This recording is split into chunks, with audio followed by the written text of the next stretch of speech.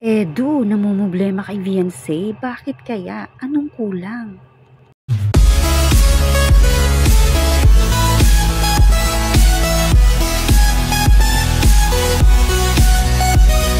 Bakit nga ba namumblema si Kalingap Edu kay Viancé? Ano nga ba ang dahilan?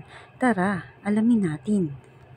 Kamusta po mga kalingap? Muling nagbabalik ang inyong lingkod mini vlog, naghahatid ng update tungkol sa mga kalingap. Kung bago ka pa lang sa aking channel, mag-subscribe na at huwag kalimutang mag-like para lagi kayong updated sa aking mga videos. Maaring tapusin po muna natin ang video bago po tayo magkomento. Namumblema nga itong si Kalingap Edu kay Viancé dahil nga po sa pagpasok nito sa school. Dahil nga po mapapalayo na itong si Viancé sa kanyang school at ang nag-aalangan nga itong si Kalingap Edu dito kay Viancé na dun matulog si Viancé sa dati nilang bahay once makalipat na to sa bagong bahay nila.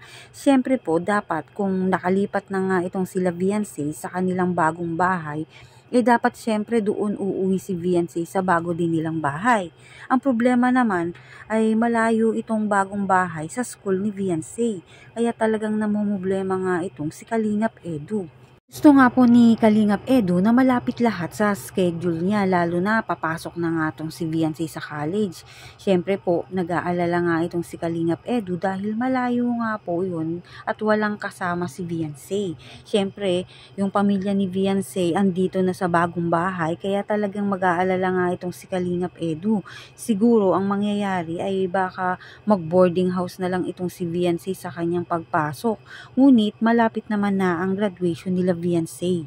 Next year nga po ay college na si Viancé at alam natin na maraming nagmamahal na supporter at sponsor itong si Viancé, kaya di talaga pababayaan itong si Viancé na mapalayo nga ito si Viancé sa pamilya niya at kay Kalingap Edu. Alam naman natin nagagawa yan sila ng paraan kahit si Kalingap Rab para nga po di mapalayo pagdating na ito ay papasok na sa college. Magiging busy na nga talaga yan at hindi na din basta-basta makakapag-vlog itong si Kalingap Rab at itong si Viancé at Kalingap Edu. Syempre nga po ay para makapag-focus sa pag-aaral lalo na college na. Kaya napakahirap nga dahil madami ng priority.